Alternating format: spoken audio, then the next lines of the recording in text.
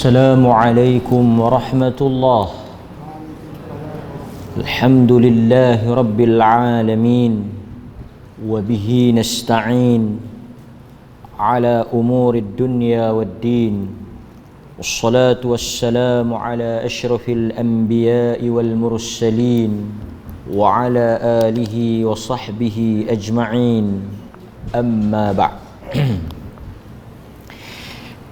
وعن عوف بن مالك رضي الله عنه قال: صلى رسول الله صلى الله عليه وسلم على جنازة فحفظت من دعائه: اللهم اغفر له وارحمه وعافه واعف عنه وأكرم نذله ووسع مدخله واغسله بالماء والثلج والبرد ونقيه من خطايا كما نقيت الثوب الأبيض من الدنس وأبدله دارا خيرا من داره وأهلا خيرا من أهله وأدخله الجنة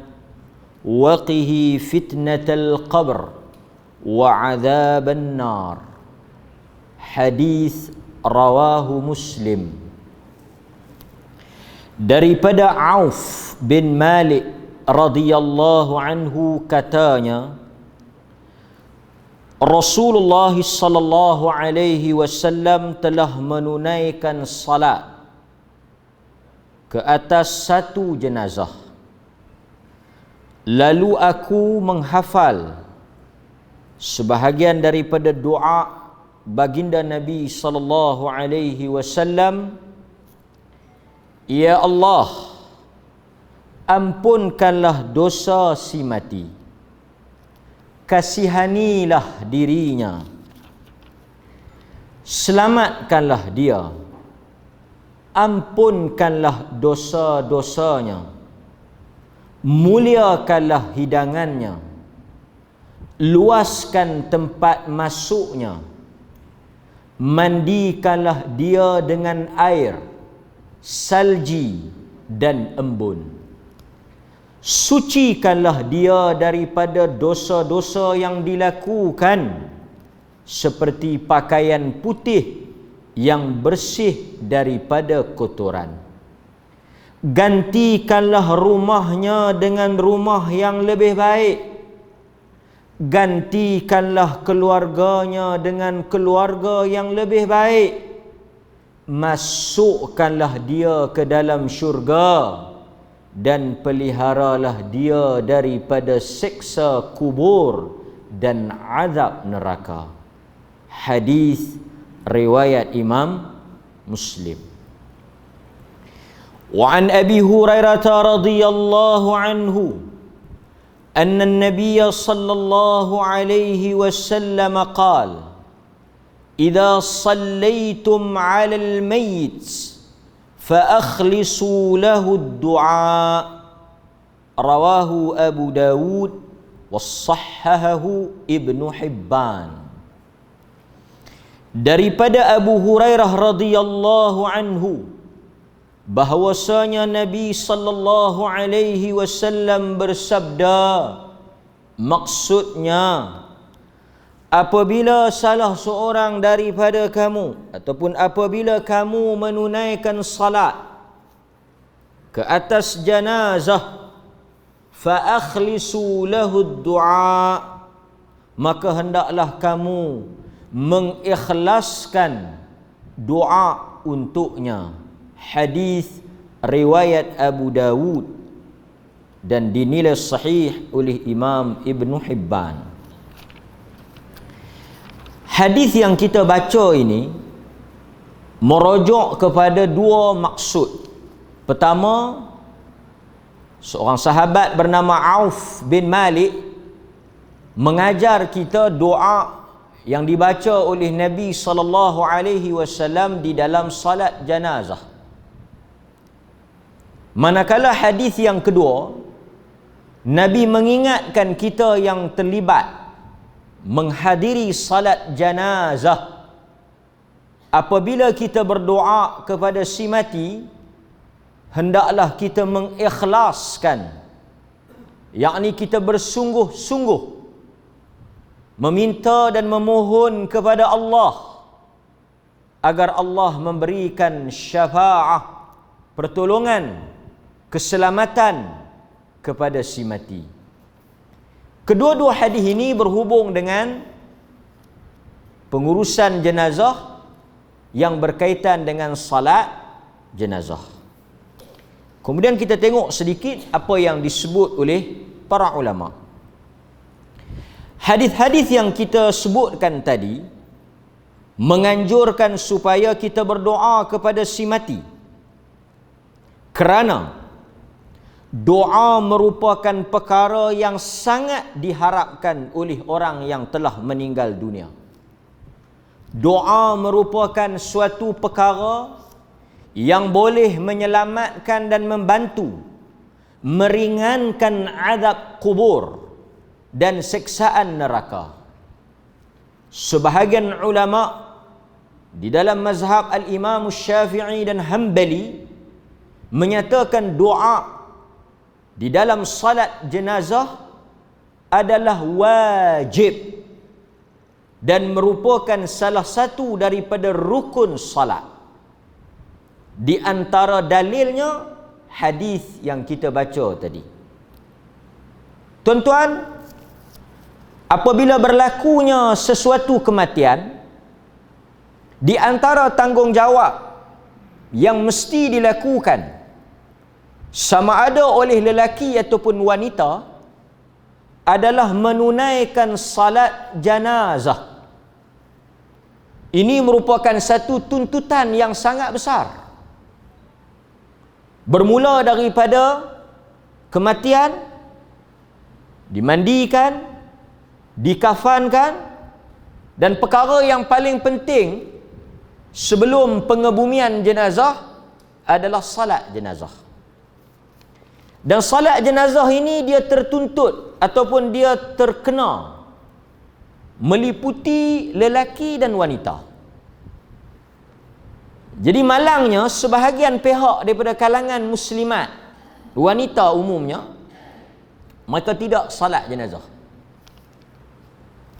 Mungkin kerana kekeliruan ataupun kesalahfahaman, tapi penyertaan wanita di dalam salat jenazah ni masih dilihat kurang berbanding dengan lelaki. Sepatutnya tuntutan salat jenazah ni ke atas lelaki dan wanita. Jadi mana-mana wanita muslimat yang ada ketika mana hendak didirikan salat jenazah masuk serta bersama. Dan salat jenazah ni, inti kepada salat itu adalah doa. Sebab itu nanti kita akan tengok bagaimana Nabi mengajar sahabat bagaimana untuk berdoa di dalam salat jenazah. Dan sepatutnya kita sebagai umat Islam yang senantiasa bertembung dengan kematian dan pengurusan jenazah ini menghafal ataupun mengingati doa yang diajar oleh Nabi SAW ini. Tuan-tuan, apa yang boleh kita tolong kepada si mati? Sebab itu para ulama kata doa di dalam salat jenazah itu salah satu daripada perkara yang sangat diperlukan, yang sangat diharapkan, yang sangat dituntut kepada orang hidup, kepada orang mati. Malangnya perkara yang diajar, disunnahkan untuk kita buat yang boleh memberi manfaat, yang ni memang boleh tolong, boleh bantu, boleh selamatkan dia, boleh ringankan azab dia, boleh membantu dia di kubur dan di akhirat, tidak dilakukan dengan betul dan bersungguh-sungguh. Sebaliknya perkara-perkara yang tidak ada asasnya, yang tidak memberikan manfaat kepada si mati, dilakukan bersungguh-sungguh pula. Benda yang boleh membantu menolong si mati tak dilakukan. Tapi benda-benda yang tak membantu, tak menolong si mati disibukkan pula. Apa yang boleh menolong si mati? Doa. Tapi apa yang dilakukan oleh masyarakat kita disibukkan dengan perkara-perkara yang tidak ada asalnya daripada sunnah Nabi sallallahu alaihi wasallam. Sebagai contoh, alhamdulillah sebahagian amalan ni dah mula berkuranglah.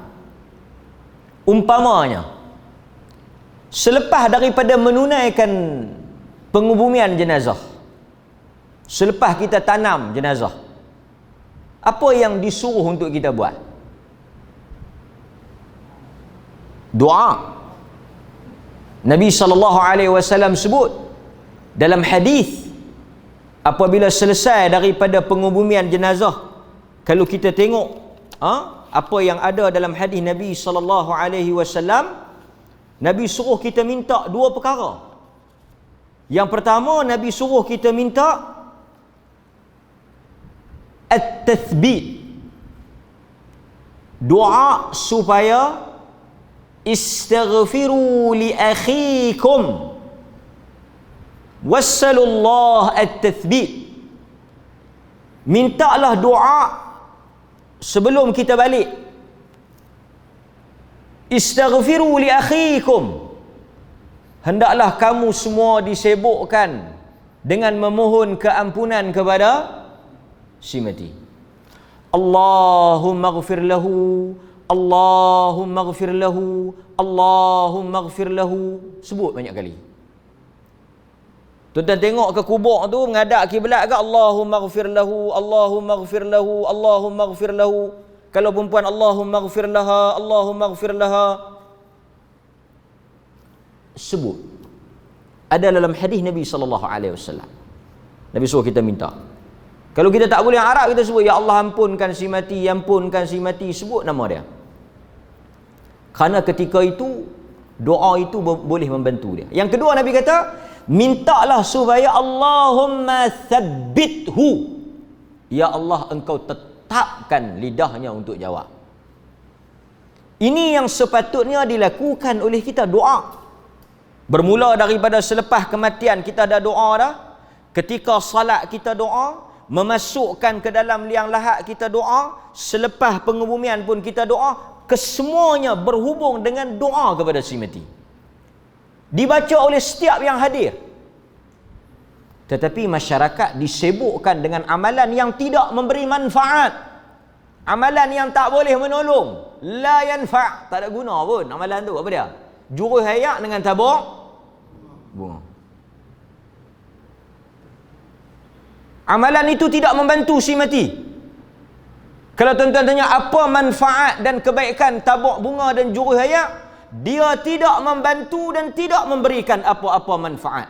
Itu hanyalah tradisi orang Melayu dan sebahagian pihak yang tidak kenal kepada sunnah Nabi sallallahu alaihi wasallam. Tidak ada kompromi dalam bab ini dan tidak ada dolak dalih. Kalau orang tanya, kalau kita jurus macam mana? Sejuk ke si mati? La yanfa'. Jurus dengan ayak mawak ke, jurus dengan ayak apa ke, jurus dengan tak. Dia tidak memberi manfaat. Tabur bunga juga tidak memberi manfaat. Menyemakkan lagi dah. Dia kata ni pokok-pokok berzikir. Tak sabit dalam hadis. Tak boleh dikiaskan dengan hadis Nabi pacak. Kerana Nabi pacak itu khususiat, khas untuk Nabi. Tidak pernah dilakukan oleh mana-mana sahabat. Dan tidak pernah ada contohnya daripada kalangan para sahabat. Maka janganlah kita buat benda yang tak memberi manfaat dan kita meninggalkan benda yang sepatutnya kita buat. Kita kawan jurus, kawan ni tabuk, kawan jurus, kawan ni tabuk, balik. Habis 2-3 jam, habis 2-3 raga, balik. Siapa pun tak doa. Nampak tuan-tuan? Ini yang disebut apabila hidupnya satu perbuatan yang tidak ada contoh, maka orang akan meninggalkan perbuatan yang sepatutnya dilakukan. Itu satu. Hadirin mukminin. Kemudian depa buh apa? Dia pebuh payung. Saya tak tahu dia pebuh payung untuk apa. Untuk apa payung? Ha? Tak bagi hangat sama. Kawan tu duduk dalam. Sebab itu kadang-kadang amalan ni dia kena tanya. Use your brain. Untuk apa payung? Payung untuk kita nak berteduh daripada hujan dan panas. Dia duduk di dalam.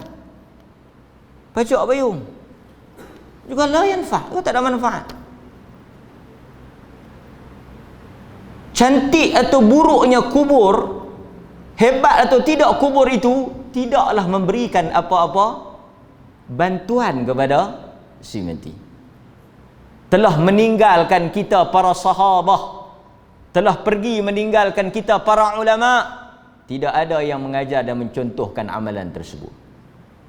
Maka wasiat kepada anak cucu tuan-tuan, sekiranya aku mati, maka janganlah dilakukan amalan-amalan yang tidak ada contohnya daripada Nabi sallallahu alaihi wasallam.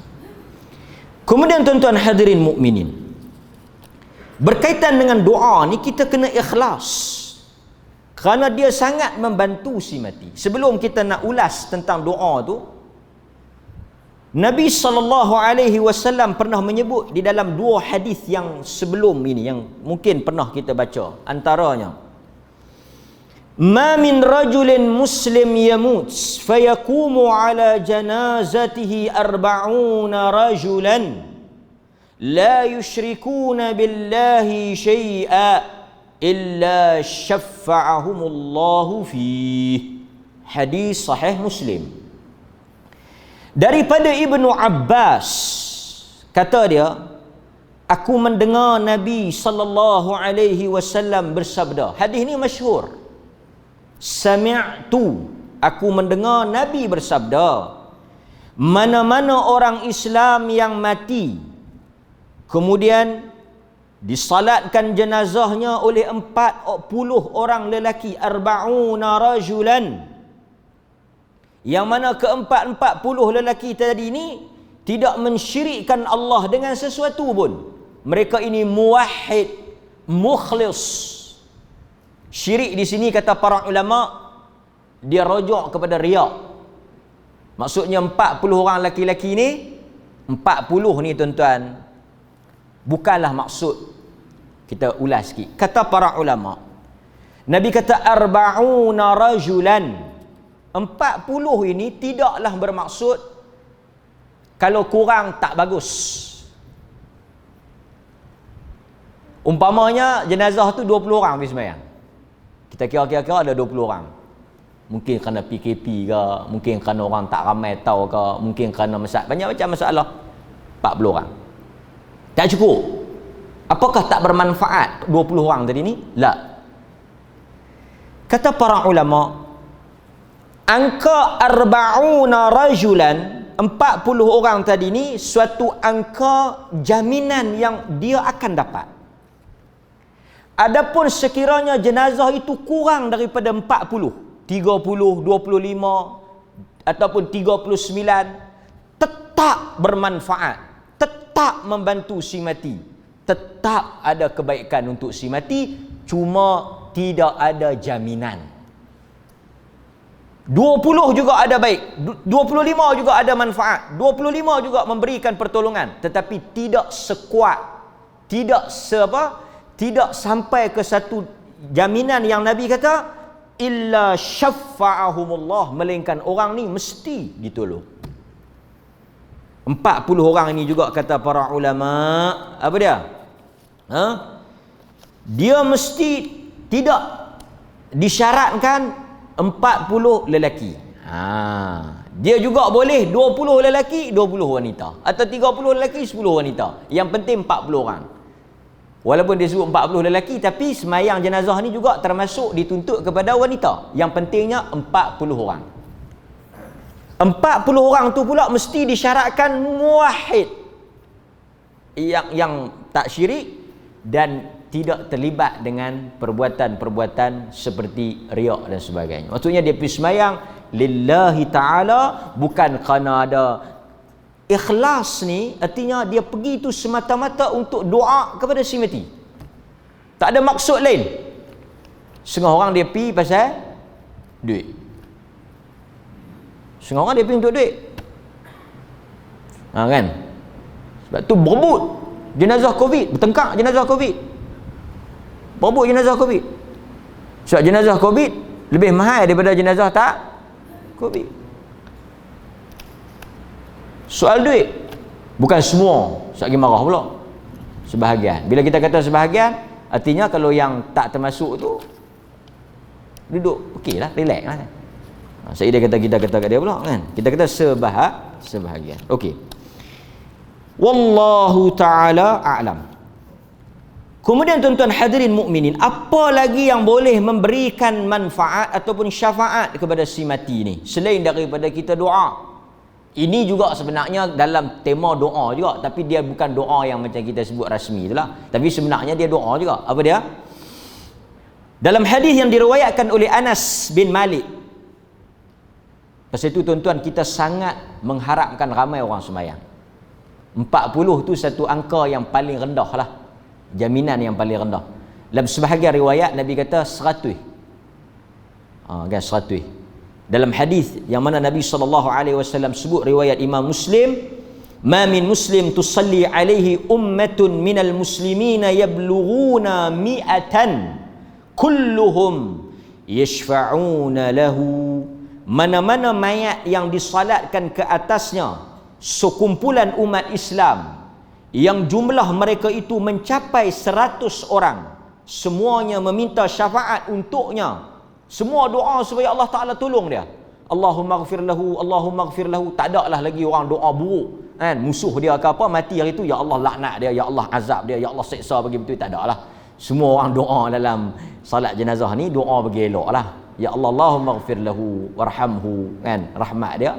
Nabi kata melainkan Tuhan akan memberikan pertolongan kepada dia. Sebab itu tuan-tuan, doa ataupun perkataan yang keluar daripada mulut kita ni sangat membantu si mati. Sebab tu saya kata kepada jemaah kita bila pergi, sepanjang kita berada di rumah si mati tu, perbanyakkan doa dan juga menyebut kata-kata yang baik. Antaranya dalam hadis Anas bin Malik radhiyallahu an, dia kata apa? Dia kata marru bi janazatin fa athnau 'alaiha khairan. Telah lalu satu jenazah, kemudian para sahabah mendoakan kebaikan, tapi bukan dalam salat jenazah, di luar. Marru, lalu kepada depan jenazah ni, depa doa, sebut benda yang baik kan. Faqala an-nabi sallallahu alaihi wasallam wajabat, wajib untuk dia si mati. Thumma marru bi ukhra, kemudian lalu pula jenazah yang kedua. Fa athnau 'alaiha syarran, mereka mendoakan keburukan, mereka menyebut keburukan. Wallahu ta'ala a'lam. Macam mana kita nak faham dengan hadis yang larang kita sebut keburukan kepada si mati? Dengan sahabat bila lalu satu jenazah, fa athnau 'alaiha syarran, mereka sebut keburukan. Tapi Nabi kata la taqul illa al-khair, jangan sebut benda yang buruk. Tak apa, nanti kita syarah. Faqal, maka jawab Nabi SAW, wajabat, wajib juga bagi dia. Faqala Umar bin Khattab radhiyallahu an, maka apabila Umar melihat perkataan Nabi wajabat untuk yang disebut dengan kebaikan, dengan wajabat yang disebut dengan keburukan tadi ni, maka bertanyalah Umar, ma wajabat, apa yang wajib kepada si mati yang A tadi ni dengan si mati yang kedua ni? Nabi kata hadza athnaitum alaihi khairan, adapun yang kamu mendoakan ke atasnya kebaikan, maka wajiblah lahul jannah, untuknya syurga.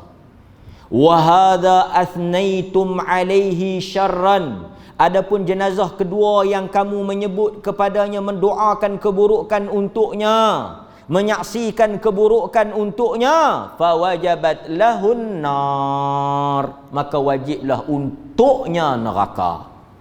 Antum syuhada, Nabi kata kamu manusia yang hidup ini adalah saksi Allah di atas muka bumi. Apa yang kamu kata diambil kira oleh Allah pengakuan dan doa kamu, ucapan kamu, penyaksian kamu adalah sesuatu yang Allah Ta'ala ambil kira. Kamu adalah saksi Allah di atas muka bumi. Sampai macam tu kesan ucapan dan perkataan doa orang hidup kepada si mati. Tapi tuan-tuan, ketika kita baca syarah para ulama, semua mereka menyebut apa? Hendaklah pengakuan, doa dan ucapan itu di atas hakikat si mati, di atas kejadian sebenar si mati. Yang tu yang pakai. Mau kalau jahat 2,000 orang pun kata baik, tak boleh pakai, nampak? Sebab itu ada hadis Nabi SAW sebut apa? Mana-mana orang Islam yang disaksikan oleh 3 orang yang mengenalinya daripada kalangan orang-orang saleh, yang kenal dia, dan mereka itu daripada kalangan orang-orang saleh, wajib baginya syafaat. Mari 3 orang yang kenal dia, hakikat dia yang sebenar, ucapan mereka selari dengan perbuatan dan amalan dia ketika hidup, memberikan syafaat kepada si mati. Nampak? Hadirin mukminin, muslimin muslimat yang dirahmati oleh Allah Azza wa Jal, inilah apa yang kita boleh faham daripada pentingnya doa dan juga pentingnya pengakuan dan penyaksian yang dilakukan oleh orang hidup kepada si mati. Sebab ramai orang duk tanya nak buat apa? Nak baca apa? Nak kata apa? Sebahagiannya tak tahu. Ambil Yasin baca, 1.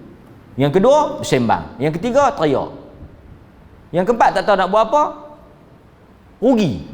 Sampai diusung, sampai dikerumi, tak tahu nak buat apa. Sebenarnya, ruang dan peluang ketika itu adalah mendoakan si mati.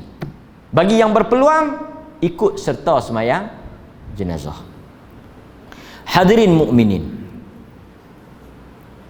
Kemudian kita tengok pula hadis Nabi SAW tentang salat di tempat orang ramai. Ini juga bagus. Tadi kita kata kita kempen supaya salat jenazah ni ramai. Cara dia macam mana? Nombor 1, war-warkan salat jenazah. Ini dilakukan oleh Nabi SAW. Mewar-warkan kematian jenazah ni sunnah. Ketika mana berlakunya kematian Najasyi, Nabi SAW keluar dan memberitahu berita kematian Najasyi.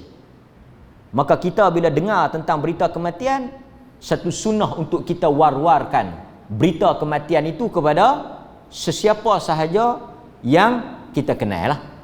Ini sunnah, kita war-warkan. Tapi war-warkan tu, dia kena faham maksud war-warkan tu. Matiah kawan kita, matiah kawan kita, betul lah juga kan, habang tu betul juga. Tapi apa tujuan habang? Tujuan habang apa dia? 1, nak suruh dia doa. Mati kawan kita, kita forward message. 1, kita nak suruh doa. Yang kedua, tujuan i'lan seperti yang Nabi buat pada Najasyi tu, yang Nabi keluar bagi tahu kata Najasyi mati tu, Nabi buat apa? Nabi bertujuan mengumpulkan orang untuk semayang jenazah. Jadi salah satu benda untuk kita masukkan dalam war-warkan itu adalah apa? Time salat. Jadi orang yang dia bertanggungjawab menguruskan jenazah tu, dia kena pentingkan soal time nak semayang. Kerana itu antara perkara yang dituntut. Kita nak tahu tu pasal kita nak pergi semayang. Di mana nak semayang? Pukul berapa nak semayang? Yang tu yang penting. Nampak? Di samping kita doa, kita dengar inna lillahi wa inna ilaihi raji'un, kita doakan pada si mati. Tapi kita nak tahu. Yang ni jangan diabaikan. Kerana ada tujuan dia. Mereka boleh datang dan mereka boleh salatkan. Seelok-eloknya tuan-tuan, benda yang asas, segerakanlah. Sebagai contoh, kita tak boleh salatkan jenazah sehinggalah jenazah itu dimandikan. Betul ya? apabila kita melewatkan pengurusan jenazah, kita tak memandikan jenazah dan kita tak mengkafankan jenazah, maka tak boleh disalatkan. Jadi berapa ramai orang yang dia terlepas peluang untuk salatkan jenazah kerana apa? Kerana pengurusan jenazah itu dilambatkan. Bila kita pergi tak mandi, tak kafan, kita tak boleh sembahyang.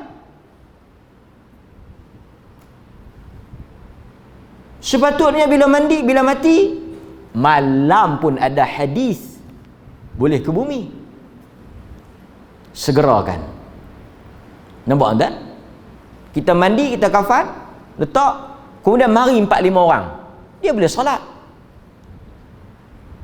Contoh kan, dah solat apa semua, tak nak bawa pergi masjid. Depa mai 4-5 orang, siap dah. Solat satu grup. Sagi mai, boleh solat satu grup. Semayang boleh berkali-kali. Bagi orang yang berbeza. Orang yang dah solat tu tak payah solat lah. Siapa yang dah solat di rumah bawa mai masjid, tak payah solat lah. Dia tak solat pi lah. Yang tu dah boleh 10, mai lagi masjid boleh 10, 20 dah. Bukan selalu. Ataupun masuk pula pintu tu, keluar pula pintu ni.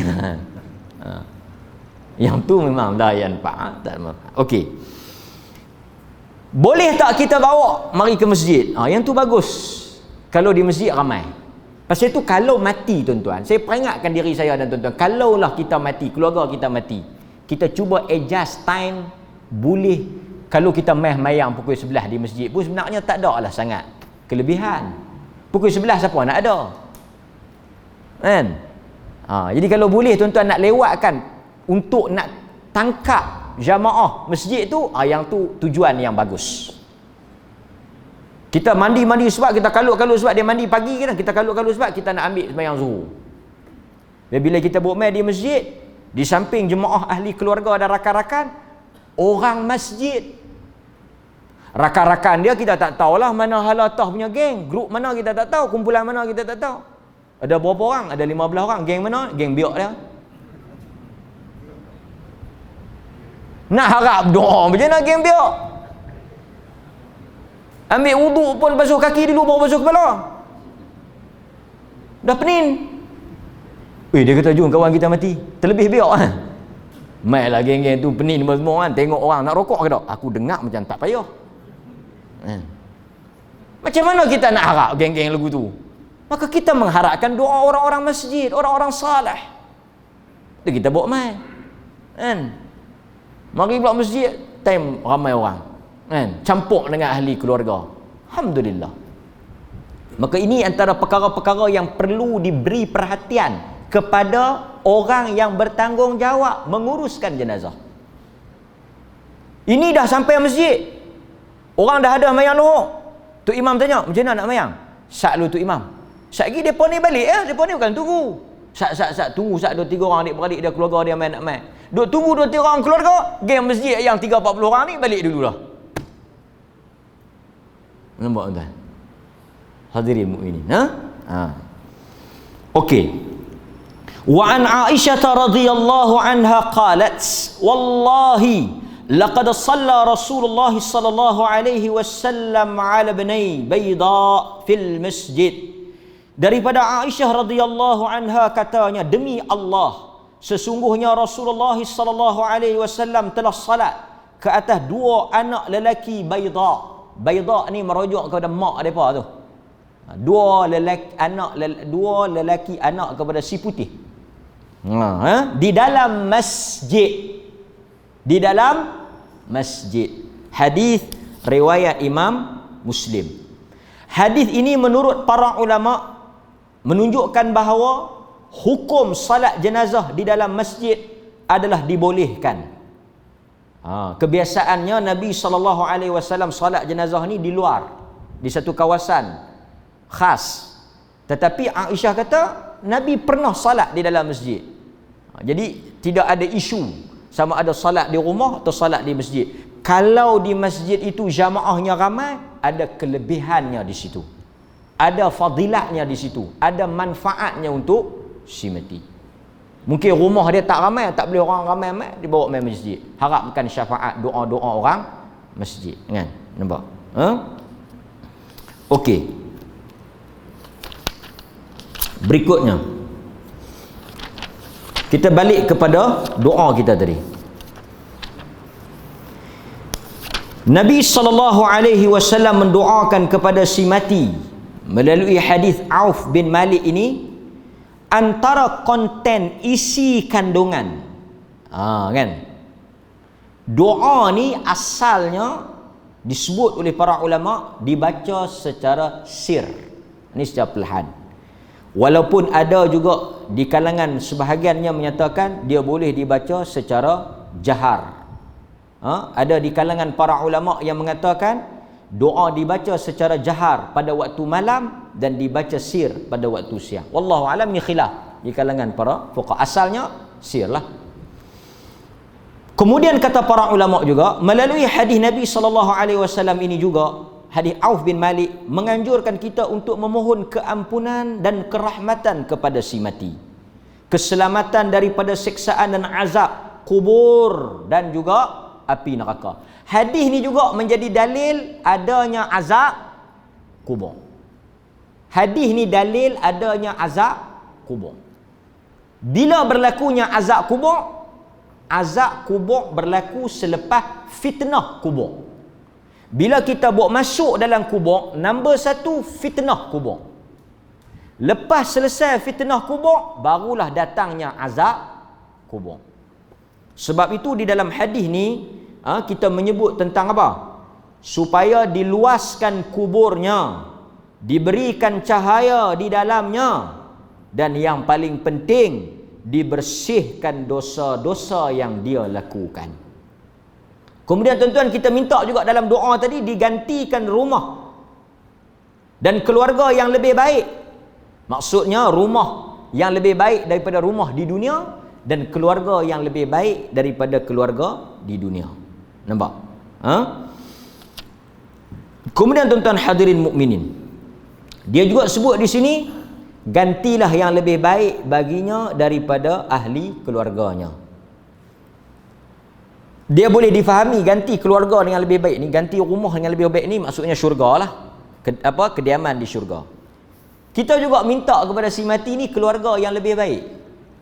Kata para ulama, dia merujuk kepada isteri si mati di dunia dianugerahkan kepada si mati bidadari. Itu maksud yang pertama. Kalau tuan-tuan baca, dia kata gantilah untuknya keluarga yang lebih baik, artinya diberikan kepadanya bidadari. Itu satu. Yang kedua apa dia? Yang kedua apa dia? Maksudnya isteri dia di dunia tu dijadikan juga kekal bersamanya sebagai isteri di akhirat, tetapi dengan sifat yang lebih baik. Don't worry. Suami pun macam tu. Sebab bila kita masuk dalam syurga, tuan-tuan, bila kita masuk dalam syurga, disebut dalam hadis rupa kita secantik bulan purnama dan bintang yang bergemerlapan.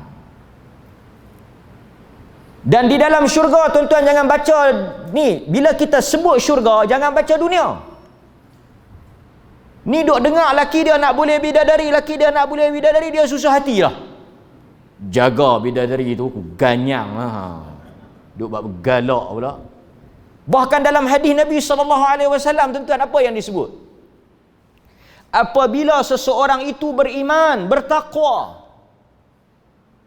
disakiti oleh isteri dia di dunia, wanita-wanita bidadari di syurga kata, jangan sakiti, mereka akan datang kepada kami.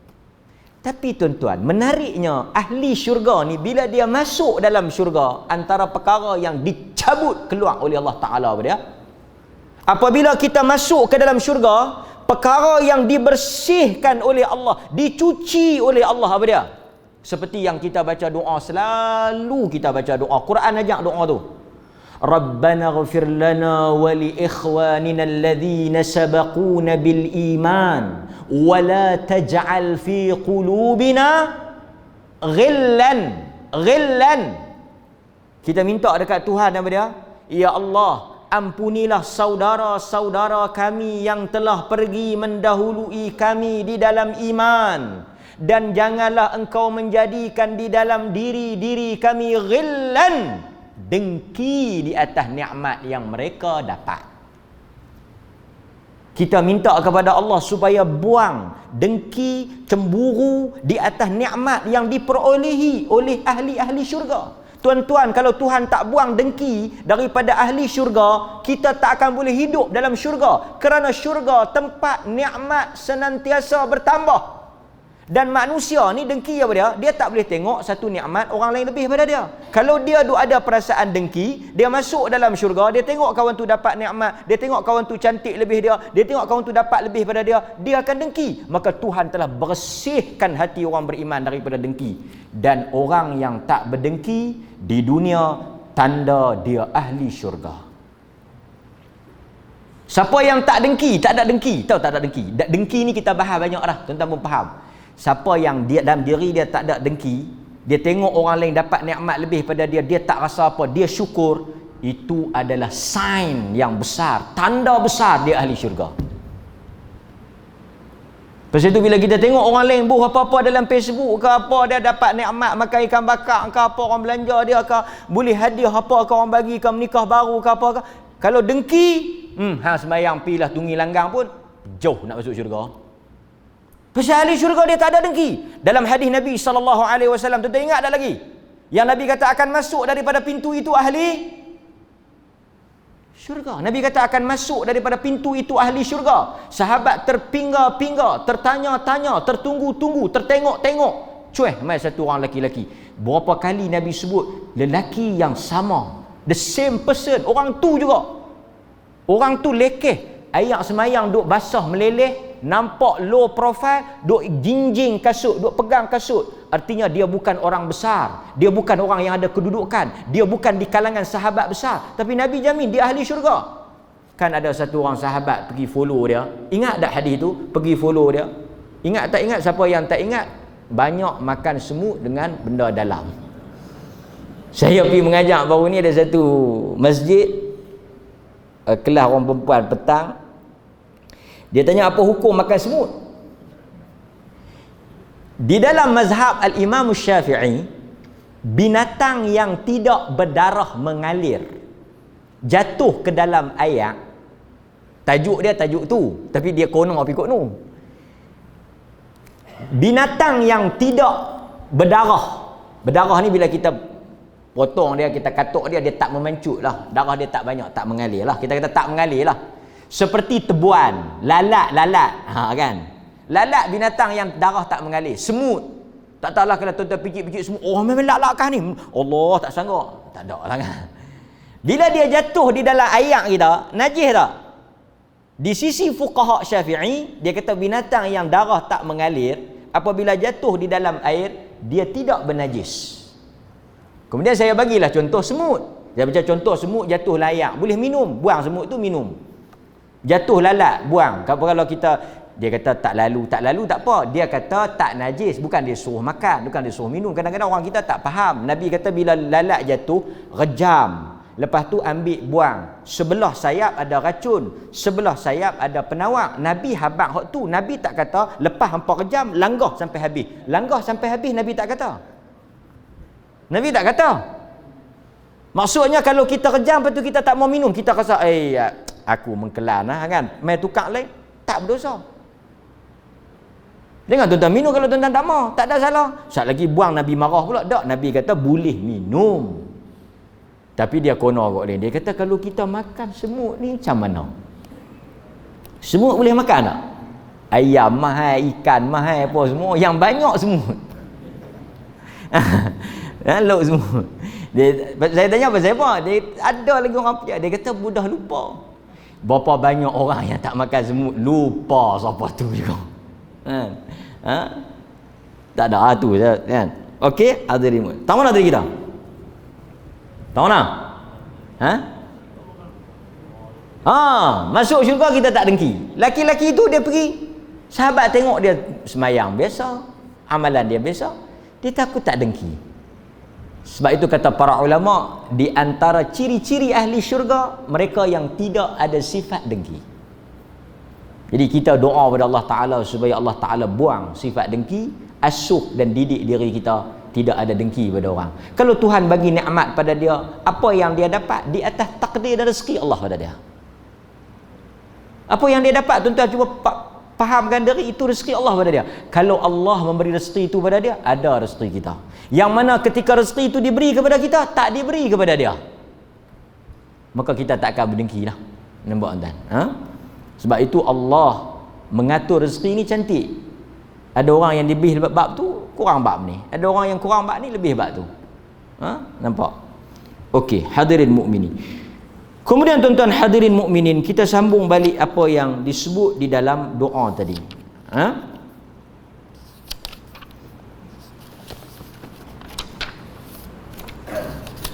Okey.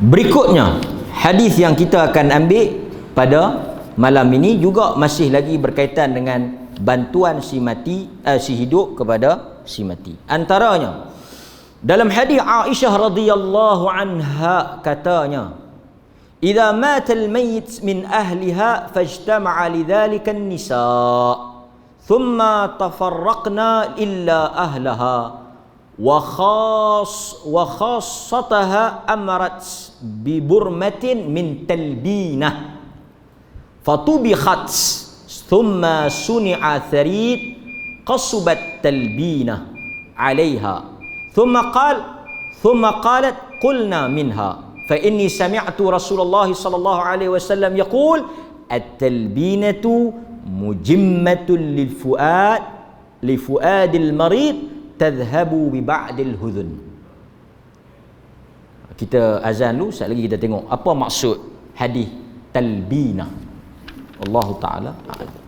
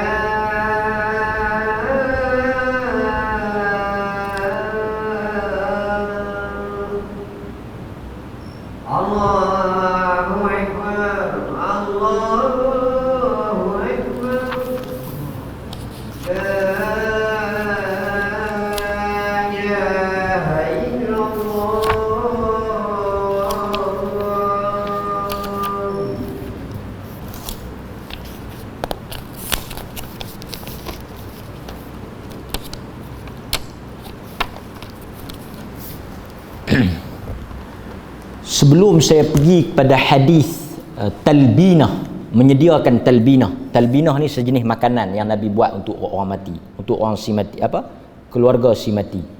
Saya nak sebut juga tentang kesimpulan doa yang kita baca tadi. Hadis doa pada si mati yang dibaca oleh Auf bin Malik tadi, doa yang dia ambil daripada Nabi. Walau bagaimanapun tuan-tuan, Di kalangan para ulama mengatakan Nabi tidaklah menghadkan atau tidaklah menutup ruang untuk kita mendoakan apa-apa kebaikan kepada si mati.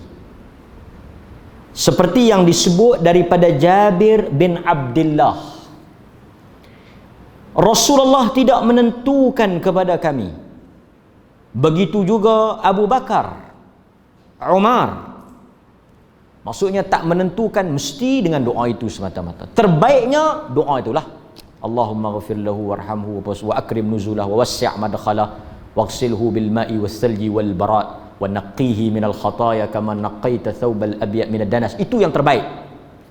Tapi kalau satu orang dia nak doa, apa-apa doa yang dia rasa dia boleh baca, Allahumma la tahrimna ajrahu wa la taftina, Allahumma, sehingga kan para ulama kata seringkas kalau dia tak reti apa butiak doa pun, Allahumma ghafir lahu, juga sudah memadai. Allahu akbar, Allahumma ghafir lahu, Allahumma ghafir lahu, Allahumma ghafir lahu, juga memadai. Yang pentingnya apa? Dia mendoakan si mati. Pasal di dalam fuqaha Syafi'i tadi dia kata apa? Wajib. Nampak? Sebab itu di kalangan para ulama menyebut bahawa apabila kita selesai takbir yang ketiga, hendaklah kita mendoakan si mati dengan apa-apa doa sekalipun. Pasal itu kita kata dalam bab doa ni luas. Doa ni tuan-tuan boleh baca doa-doa daripada Al-Quran, doa-doa daripada As-Sunnah, dan tuan-tuan juga boleh membaca apa-apa doa yang dikarang dengan makna yang baik. Doa permintaan, masalah. Jadi dia tak seketat amalan-amalan yang lain yang memang kita tak boleh keluar daripada apa yang dibaca oleh Nabi. Kan? Sebab itu kalau tuan-tuan orang suruh doa, tuan-tuan mintalah apa-apa yang sesuai. Doa majlis kenduri tentulah sesuai dengan majlis kenduri. Takkanlah tuan-tuan dijemput baca kenduri menikah, kenduri kahwin, ya Allah ya Tuhanku, ampunilah dosa si mati, rahmatilah si mati. Ini doa kahwin yang dia baca. Doa luas, doa mengikut keperluan hajat, tak salah. Doa anytime, bila-bila masa. Ahli sunnah dengan doa ni sangat rapat. Nampak? Jadi jangan kita keliru. Kita Nabi tak doa masa ni. Tak, doa bila-bila boleh. Cuma jangan kita mensyariatkan benda tu. Contoh satu orang dia nak pergi musafir mana-mana, dia kata hang tolong doa sikit. Ada doa Nabi yang ajak. Doa Nabi astaudi'ukumullah. Nabi ajak doa tu, aku tinggalkan kau kepada Allah. Kita baca pada orang yang kita nak tinggal, dia pula yang kita nak tinggal tu dia pula baca kat kita. Ada bacaan musafir dengan orang yang nak tinggal. Tapi kalau tak tahu, dia kata aku doa Allah Ta'ala selamatlah perjalanan hang, permudahkan urusan hang, balik dengan selamat, dan Allah berkatlah, dapatlah pahala, lindunglah hang daripada balak penyakit apa yang duk ada. Pun dia kira doa. Sangat mudah. Sesuai dengan tema, sesuai dengan maksud, iaitu mendoakan keselamatan. Yang musafir itu pula, aku doa Allah Ta'ala pelihara rumah aku, pelihara apa yang aku tinggal, Allah Ta'ala jaga hampa semua. Itu doa. Payah kan? Tak payah kan? Nampak? Saya bukan apa, takut-takut tuan-tuan keliru orang panggil apa, tuan-tuan pergi doa. Dia doa, Ustaz, Tok Haji, Tok Imam, ada dua anak saya nak ambil SPM. SPM mana ada zaman Nabi? Jam. Kita tegas di dalam perkara yang tidak ada ruang untuk kita keluar daripada ajaran Nabi, tetapi kita juga luas dalam perkara yang Nabi luaskan. Satu orang panggil dia kata, Ustaz, anak saya esok nak pergi temu duga, tolong doa Ustaz. Ya Allah, bagilah dia dapat kerja tu, kalau rezeki tu baik untuk dia, bagilah mudah dia jawab, hilang gemuruh dia. Ustaz doa yang tu lah. Taklah Ustaz tu bendui sangat. Saya baca hadis tak ada sahabat nak pergi interview mai jumpa Nabi suruh doa. Tak ada lah pula dalam Bukhari Muslim doa interview apa, tak ada. Minta maaf, ambuh bendui sangat hang pun. mencari dalam kutub sitah hadis-hadis Bukhari Muslim, tak ada doa menghadapi temu duga apa dia ni SPA. Tak ada SPA zaman kita. Tapi dia termasuk di dalam apa? Doa lah. Tapi jangan doa yang tak baik pula. Ya Allah ya Tuhanku, permudahkanlah untuk dia jawab dan payahkanlah calon-calon lain. Ya Allah ya Tuhanku, pasihkan lidah dia dan gagapkanlah calon-calon lain. Dan bagilah yang temu duga tu nampak dia saja, nama-nama lain semua kelam. Doa lagu tu mungkin bayang lebih. Tapi Nabi kata Allah Taala la yaqbalu du'a ataupun yaruddu du'a, tertolaknya doa yang mana di dalamnya fihi ism, ada di dalamnya unsur dosa. Betul boleh doa apa saja, tapi kena tengok juga konten tu, isi kandungan dia nak suruh apa kan. Jangan pantang orang suruh doa kan. Nampak Ustaz diminta jemput lah untuk doa. Majlis apa ni? Kami ada sikit buat majlis tari menari ni. Menari pukul apa? Menari pukul 9. Saya nak kena pi 8.45 pi lah. Pasal lepas 8.45 doa tu Ustaz minum sikit balik lah, kami nak menari pula. Tak apa saya pi. Janganlah. Doa bukan protokol. Doa bukan istiadat. Doa bukan tentatif program. Doa adalah permintaan hamba kepada Tuhan. Dia bukan semata-mata doa kan. Jadi pantang doa Ustaz kan. Saya bagi apa-apa sikit. Tak apa doa kan. Ada doa pelancaran filem. Tu pun ada lebay pergi baca. Kalau kepiah longgak pun jangan longgak sangatlah kan. Okey, balik pada kita tadi kan. So dia kata yang penting ketika doa itu adalah ikhlas di dalam doa tersebut. Nampak? Bahkan Auf bin Malik kata dia menghafal sebahagian daripada doa Nabi. Sebahagian lah. Maksudnya ada lagi doa-doa yang Nabi benarkan. Termasuk juga orang kadang-kadang tanya masa dia sujud, masa dia rokok dia nak baca apa? Masa dia rokok, masa dia sujud dia nak baca apa? Dia tak ditanya kat ustaz. Pasal permintaan ustaz tak sama dengan permintaan dia. Dia kata saya nak baca doa apa masa rokok ustaz? Doalah supaya bini pertama saya terbuka hati nak sign. Pesepo lah. Dia tanya kita nak baca apa, kita apa? Doa tuan-tuan saja yang tahu. Doa tuan-tuan tahu apa yang tuan-tuan hajat. Faham? Dia main kat ustaz, dia kata saya nak baca apa, atau waktu sujud ni doa sikit, saya baru berkelahi dengan bini saya, doa bergelok sikit. Lain, catat tajuk lain, nampak? Pasal tu kadang-kadang doa ni dia nampak susah kerana kita diajar supaya susah.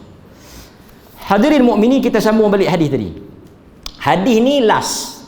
Jika ada orang yang meninggal dunia di kalangan ahli keluarganya, hadis Aisyah, berkumpullah kaum wanita. Ini kelebihan orang perempuan. Berkumpullah kaum wanita, kemudian mereka beredar kecuali ahli keluarga yang terdekat. Maka diperintahkan untuk memberikan mereka periuk yang berisi talbinah, sejenis makanan lah yang diperbuat daripada tepung dicampur madu.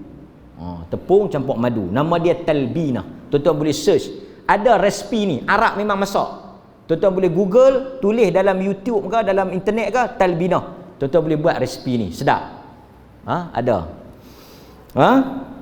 Lalu dimasak dan dijadikan seperti sarid. Sarid ni apa dia? Bubur. Bubur. Kemudian talbinah itu dituang ke dalam periuk. Lalu dia berkata kepada keluarga jenazah, makanlah makanan itu. Maksudnya lepas masak tu, suruh keluarga si mati tu makan. Dah kita masak-masak talbinah bubuk tadi ni, kita kata makanlah. Kerana aku mendengar Nabi SAW bersabda, talbinah dapat menenangkan jiwa orang yang sedang sakit, menghilangkan kesedihan orang yang berduka cita. Hadis Bukhari Muslim. Adakah kita nak kena masuk talbinah saja? Maka geng-geng yang nak jual talbinah pun ambil hadis ni, pelekatlah. Tuan-tuan, kata para ulama, hadis ini walaupun dia menyebut nama makanan tu, bubuk tu, resepi tu, talbinah, tetapi fungsi dia apa dia? Satu, menyediakan makanan kepada keluarga si mati. Sebab itu para ulama berbincang. Ni, pertama bila berlaku kematian, benda ni jelas lah. Kita kena pergi bagi makan pada keluarga si mati, bukan kita pergi makan. Ada beberapa benda, saya ingat benda ni tuan-tuan jelas dah kot. Satu, bila berlaku kematian, kita pergi makan, kita buat makan bagi dekat keluarga si mati. Ni macam hadis ni. Kita pujuk mereka makan. Pasal orang mati tak lalu. Siapa yang lalu makan? Ni geng-geng pak lebah ni. Ada satu video siapa kata nak panggil kami buat bagi ketahuan sikit, jenah ke apa kau kan, bagi padan sikit dengan nak panggil kami ni. Betul lah hang pelahak pun jangan duk cerita ke orang lah. Kalau kita lapar pun, kita keluar jamu pun, saya tak apa nak makan sikit ya, tapi habis kan. Ada muruah ni dia pergi habaq dalam ceramah dia. Kalau nak panggil saya kena buat besar-besar, sedap-sedap, baru padan kami nak pergi berdoa. Malu ke orang yang tak pakai lebay pun tak tunjuk lahak lagu hang kan. Ada video tu, saya tak tahulah siapa dia kan. Siapa yang cakap tu dia rasa lah. Okey, jadi kita pergi buat makan. Ada yang lajak lebih pula, dia kata tak boleh makan di rumah si mati itu dengan maksud dengan keluarga-keluarga si mati pun tak boleh makan. Sebenarnya tuan-tuan, tak ada larangan makan di rumah si mati. Satgi daripada mati seorang, pergi mati lagi 3-4 orang. Orang tanya boleh tak makan di rumah si mati? Contohnya ada kematian di rumah Bang Usuk. Jadi orang-orang di rumah Bang Usuk tu boleh makan tak di rumah dia? Boleh lah. Sampai kata pergi bancuh susu turun ke tanah. Apa ni makan? Masak lah. Yang mati, matilah. Tak ada larangan makan di rumah si mati. Bukan takat tu dia kata tak boleh minum air pula yang ada dalam rumah si mati. Tak boleh makan air dalam rumah si mati. Pasal apa? Ini juga tak ada dalam hadis Nabi SAW. Cuma kita di sisi fuqaha, umpamanya dalam mazhab al-Imam Syafi'i, dia kata apa? Aku suka kepada ahli keluarga dan jiran tetangga. Kata Imam Syafi'i, untuk mereka itu masak makanan kepada ahli si mati, mencukupi sehari semalam, kerana ini amalan sunat dan perbuatan orang-orang baik. Itu kata Imam Syafi'i. Dia kata aku suka keluarga dengan jiran tetangga masak sehari semalam, breakfast, lunch, dinner. Breakfast hantar sekali, lunch sekali, dinner sekali. Kerana kata al-Imam Syafi'i, sunat buat begitu dan ini amalan orang-orang baik. Amalan orang-orang baik adalah hantar makan pi kepada keluarga si mati. Amalan orang yang tak baik pi makan di rumah si mati. Faham tak? Okey. Kemudian tuan-tuan, lebih luas daripada itu, akhirnya tujuan kita membuat makanan tadi adalah untuk menghiburkan dan mengurangkan bebanan dan menolong keluarga yang sedang ditimpa kesusahan. Apa sahaja perbuatan yang boleh meringankan beban dan memberikan ketenangan kepada keluarga si mati adalah dianjurkan. Nampak? Sebab itu kata para ulama, jika kita melakukan sesuatu yang baik ataupun ihsan, mungkin kita tak buat makanan, kita tak hantar makanan, tapi sesuatu yang ihsan, yang baik, mungkin kita bagi duit, kan? Ataupun apa-apa sahajalah, maka ia termasuk di dalam perkara yang sunnah dilakukan apabila berlakunya kematian dan membantu orang yang ditimpa kesusahan. Jadi itu beberapa hadis yang dapat kita bincang dan kita ambil pengajaran dan manfaat. Mudah-mudahan tuan-tuan, kematian silih berganti, tidak tentu waktu dan tempat. Apabila berlaku kematian dan kita mendengarnya, maka lakukanlah apa yang dituntut ke atas kita sebagai saudara sesama agama. Mudah-mudahan Allah merahmati saya dan tuan-tuan, memberkati majlis kita dan memberikan ilmu yang bermanfaat. Subhanakallahumma wa bihamdika asyhadu an la ilaha illa anta astaghfiruka wa atubu ilaik. Wabillahi taufiq wal hidayah. Assalamualaikum warahmatullahi wabarakatuh.